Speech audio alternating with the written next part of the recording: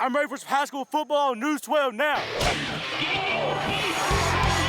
Who's excited? It's a holiday weekend. Let's go! Well, there is no rest for football teams trying to get better. They're going to fade. We're going to rise, you understand? Now let's go. There are trophies on the line. The hard way is the right way. It's time to put the hammer down because we are laboring for you on this week 2 edition of the Blitz. Something is fishy in Carteret County.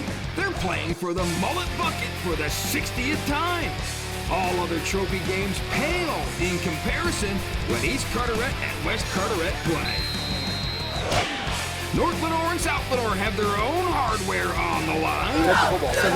The Blue Devils and Hawks had their big battle over the Braggin' Bolt Trophy. And Havelock and Newbern had their annual game of the century. Craven County bragging rights on the line between the two longtime rivals. Hey, Sooner! Time to find out who put in the work and who checked out early for the holiday weekend. Hey, the Blitz starts now! You already know it!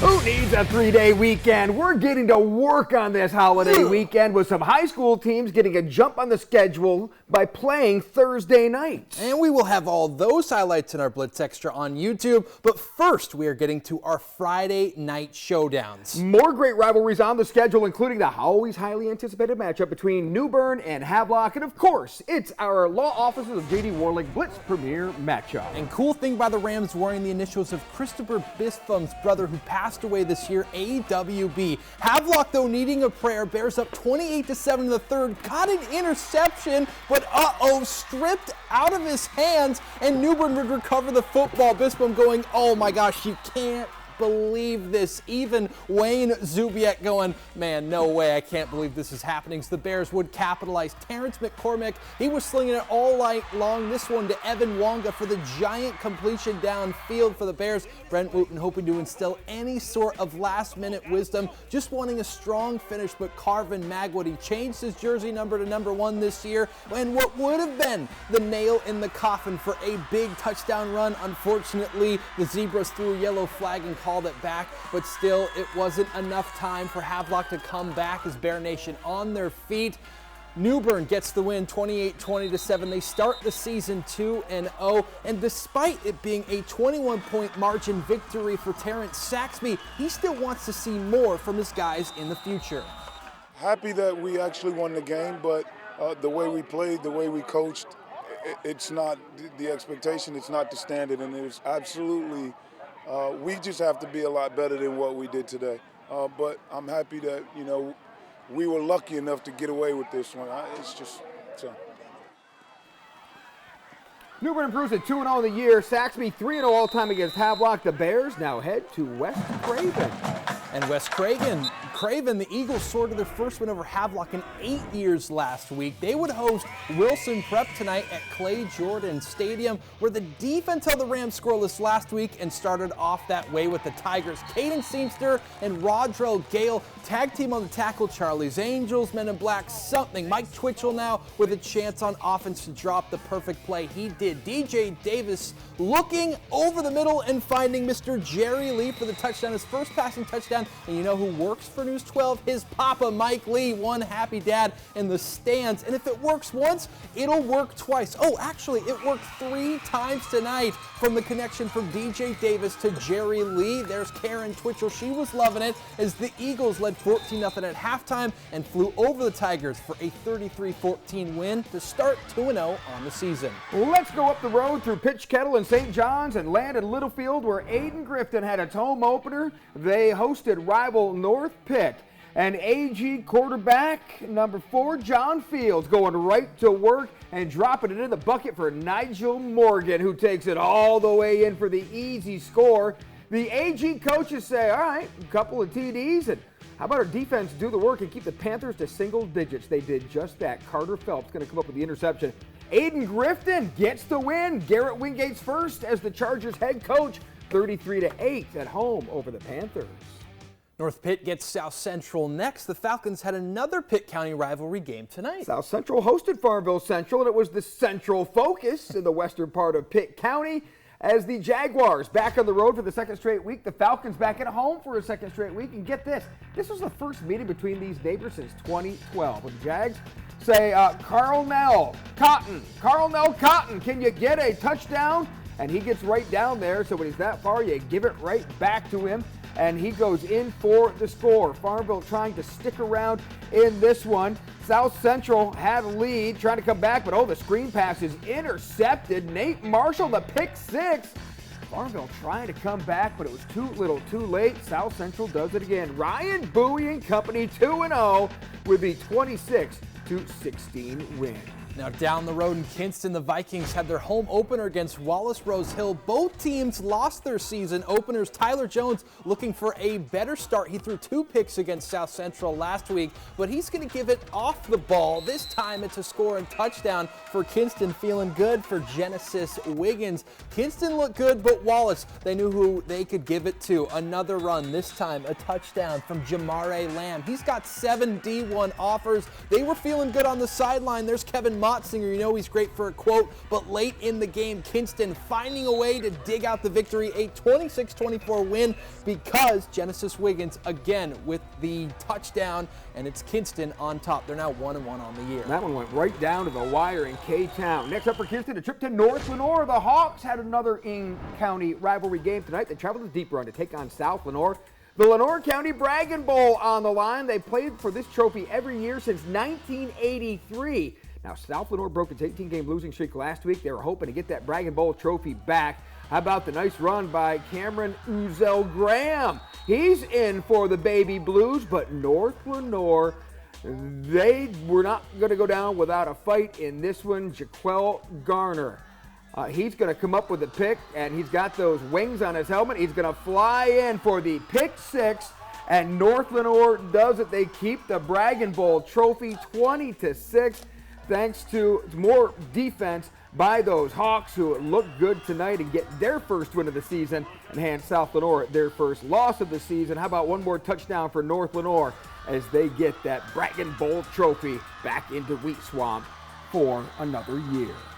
Now down the road in Beulahville, great matchup between Princeton and East Duplin. Guess what? Last time they met combined for 115 points in a Princeton last-second win. Lots of bugs as East Duplin's Maddox Weiss all the way in, rumbling, bumbling, stumbling for the touchdown, double 2 on his back, and he's in for 6. The fans were feeling good. Battle Holly, he loves those fans. Quite the shot there as East Duplin continued to look good. Aaron Hall extending this C-butt and cut, finding the end zone, and East Duplin with a powerful 42-20 win. They're now 2-0 to start the year. Green Central looking to be 2-0. They hit the road, made the short trip from Snow Hill to Goldsboro. First meeting between these two schools in 2016. Green Central went right to work in the opening kickoff, and that's where number 10, Sam Avent, going all the way for the score and the quick lead.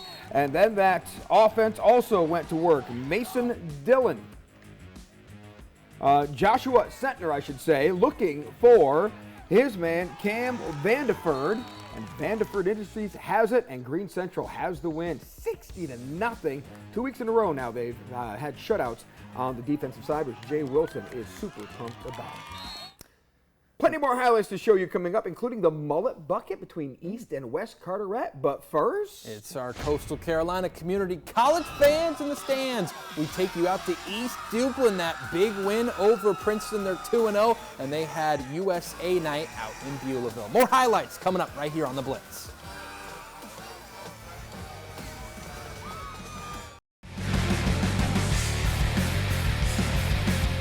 Hey, thank you for watching the Blitz. Let's get to the granddaddy of all our trophy games, and I love a trophy game. It's the fight over the mullet bucket. What is a mullet bucket? It's a bucket for fish. Well, Thought I explained that to you last year. I know you did. East and West Carteret been playing for the fish pail for 60 years. And the first mullet bucket game was in 1949, back when the schools were named Beaufort and Morehead City. It's always the biggest crowd of the year in Carteret County. You know, it's so big they didn't even bring the bucket out for my man Maceo to get a picture of. We're going to have to talk to somebody about that. Joshua Bowman, he says, I got your mullet bucket right here. He rushed in for the Patriots to give them the lead. Then Tanner Payne, the Elon commit, looking for Dallas Riggin.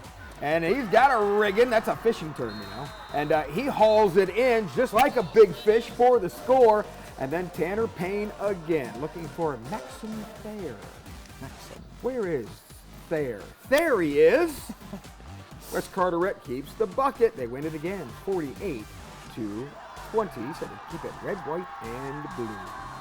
The other Carteret County team, Croatan, had its home opener. The Cougars welcomed Topsail to Broad Creek. The cheerleaders feeling good, and so was Andrew Boucher, the water boy, but he certainly wasn't playing like it on offense. He had 3 TDs on the night, according to Andrew Gurley. And he was fired up on the sideline watching number 21 run in, not only running, but also getting the screen pass, especially when you got the big boys up in front of you. Clear out the way, I'm coming through. Another touchdown, that's number 2.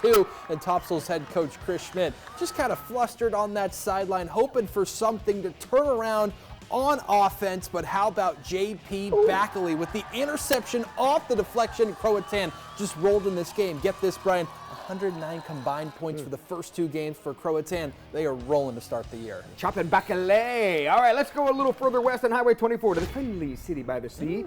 Swansboro hosted Pamlico County. The Hurricanes head coach Brandon Akins, you know, he was a 2006 graduate of Swansboro. That wasn't Brandon, but you get the idea. Here comes Swansboro, though, as Nolan Armstrong gets the touchdown. And the Pirates, who had a good start last week but came up just short, now here they go with Kevin Till, the TD pass to Jason Morales. And get a load of this. Swansboro broke their 23-game losing streak, their first win since 2022 with the 42-14 win. Thanks to Till and company getting that victory and getting off the schneid. Yeah, big congrats to Rodney Beasley, his first win at Swansboro. And another coach looking for his first varsity win, Southside head coach Andre Quinterly. He's still, he was a long-time assistant. It's not like he's new to the game, but he flip-flopped spots with Jeff Caro this season, and now he is calling the big plays. The Seahawks hosted North Edgecombe. And check out the view in Blunt's Creek, and check out this. Javon McCall is the touchdown. Making the touchdown, McCall, and Southside did it. They get Coach Quinterly his first win as a head coach. They beat North Edgecombe 27-20, so congratulations, Coach Q, on that well-deserved victory. Now, D.H. Conley, they went way up with their 1-0 record to Elizabeth City to take on Northeastern as the Eagles stormed onto their home field. But how about Elijah Taft, the handoff, and he said, I'm going coast to coast. No one's going to catch him, even though those neon sneakers look good on the field. They weren't fast enough to get Elijah Taft. As D.H. Conley on the road, this was a Northeastern team that went all the way to the state championship last year, and Conley was able to get the victory. Another score from Taft as they win 34-19 against the Eagles. Huge road win for Nate Connor and company. A very tough place to play and win at Northeastern. All right, let's check out some 8-man football. Pungo Christian had its home opener. The Raiders hosted St. David's out of Raleigh. We love the press box bus in Bellhaven at Pungo Christian. And you know who Pungo Christian likes? Car Eagles. Not a bus, but a car driving into the end zone for the Raiders.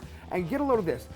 Coach Sefton and company had never beaten St. David's before until today, and boy, did they beat them 50-6 to get their first ever win over a 3A 8-man team. Congratulations to Pungo Christian on his first win of the season, and a big one at that, with Car Eagles leading the way from the quarterback position. 2 rush touchdowns that we saw and a passing one there, and he probably had a few more. And Liberty Christian had its home opener in Richland, still using temporary lights this season, hosted a 3-0 community Christian team out of Wilson. And boy, they looked good early on defense as they would get the big sack there. And it was scoreless on the new scoreboard for the Liberty Christian Academy Heat. And there goes Daniel Canales in for the score. And that was something that Coach really enjoyed as he wanted to see his defense come through. And look at this. On the punt, it goes over the head. And it would be number 44 coming through for the touchdown. That's Eli Arnett. But the community Christian Cyclones came in at 3-0, and this is why, because they can chuck it around a little bit. Jack Beeman back again, just a junior this year, finding Caleb Taylor, and they come back to get the 38-20 win. Our Battle Royale is up next, Northside and Jacksonville. Wait till you see these highlights coming up on the Blitz.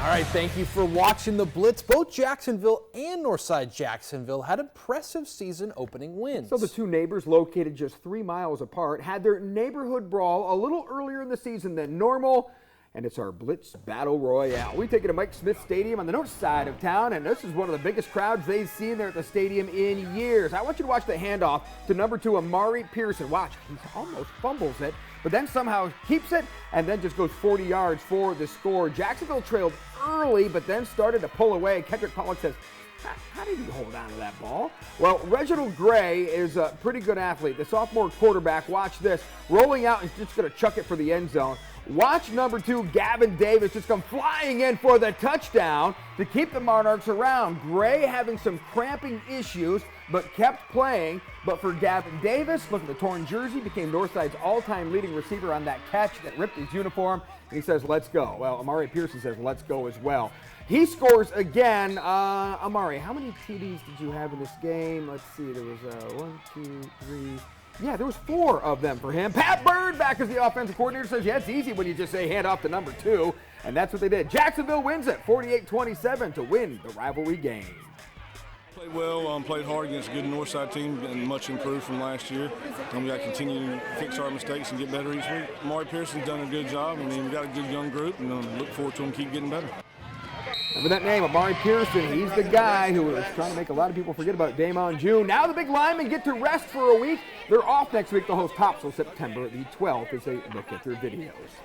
Another big Onslow County rival on the schedule tonight. Richlands made the trip to White Oak, where White Oak started the season 0-1. Richlands on the other side, but how about Edric Panetta finding the end zone for the score? Actually, take it back. Actually, no, it was Edric Panetta, number 2. And then how about White Oak on the run? Josh Smith, another year at quarterback, and he just always finds elusive ways to reach the promised land, getting the score. The ball crossed the pylon. That means it's a touchdown. 34-21. White Oak, they're in the win column.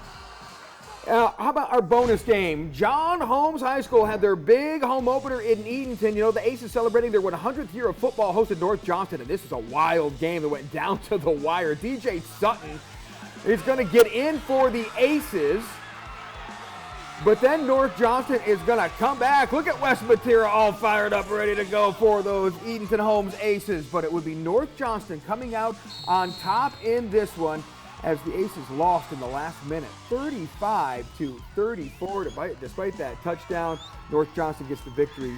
Edenton drops to 1-1 on the year. All right, now let's get to the Blitz Extra. Highlights not seen on the Friday Night Blitz because of some time constraints. But now we have all the time in the world for YouTube to show you some of the other big games around Eastern North Carolina. Let's get you several of the Thursday night matchups. Teams getting a jump start on the holiday weekend, including the battle for the paddle between Bertie and Martin County. They played at the Swamp in Williamston.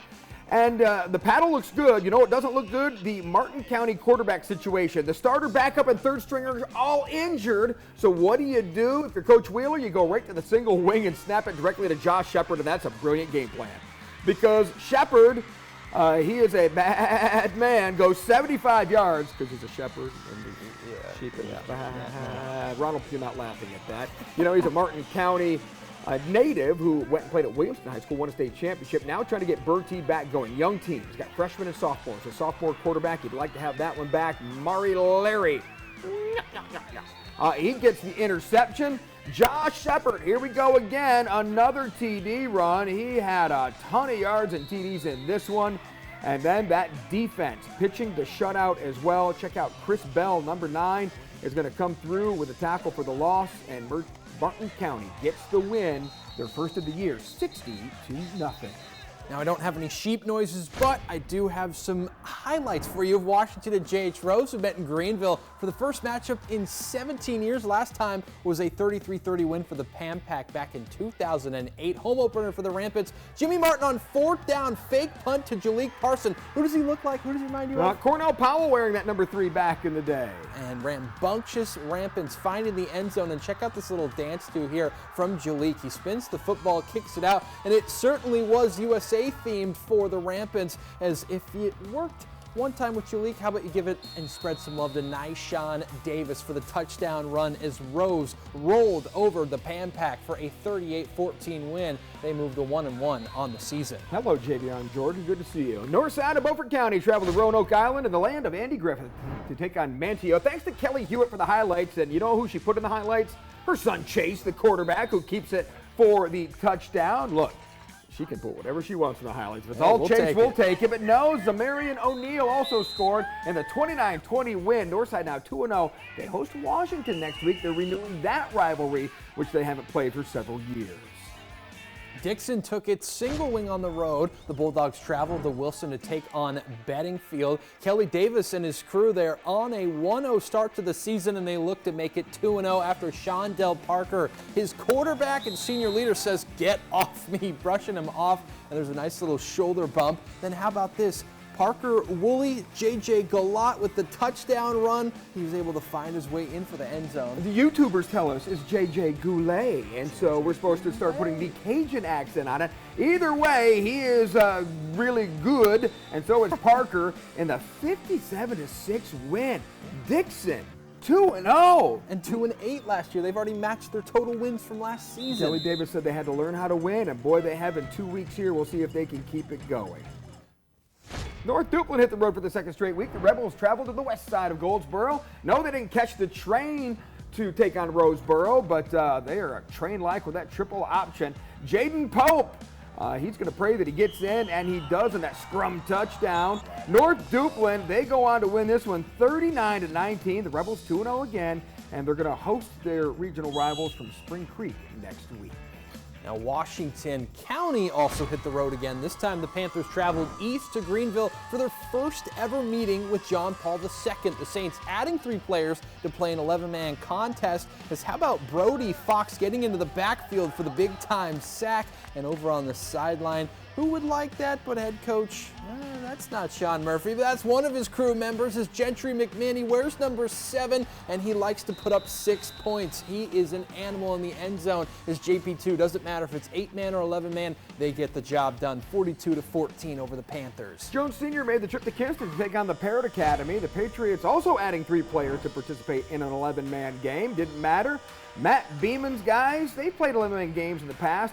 Chris Stimpson looking for Braxton Lofton-Myers, the transfer from North Lenoir, who scores. And Matt Beeman says, yeah, I like that. Even more handshakes. Not instead of 8, he gets to shake 11 hands. It should be 22 hands, I guess. I digress. Stimpson looking for Ben Barrett, who uses 2 legs to go all the way in for the score. And boy, Parrott, they ended that long winning streak by Evangel Christian. They rolled last week at home in a comeback win over the Maryland School of the Deaf, who was pretty good, and now they take out Jones Sr. 60-6, break up those Patriots. Let's check out our scoreboard for some more scores from Thursday night. Tarboro picked up the win over Hunt 34-17. Well, on Friday night, it was Lejeune getting shut out at home. Well, Beargrass, Terry Perry's pumped to get another win. They're 2-0 in the 50-32 win over Northwest Halifax. Meanwhile, you had the Southwest Edgecombe Cougars rolling over the Hertford County Bears 42-7, and CB Aycock gets beat by their rival Eastern Wayne 18-3. Look out for Midway. They beat Clinton, handing the Dark Horses their first loss of the year 55-39. One more scoreboard to show you from Friday night action. How about Camden County edging out First Flight 7-6 in that Outer Banks matchup? Maybe with too many tourists in the way on the Outer Banks for the Labor Day weekend. Perquimans gets its first win, beating Northampton 25-7, and Southern Wayne getting their first win, beating Spring Creek 48-8.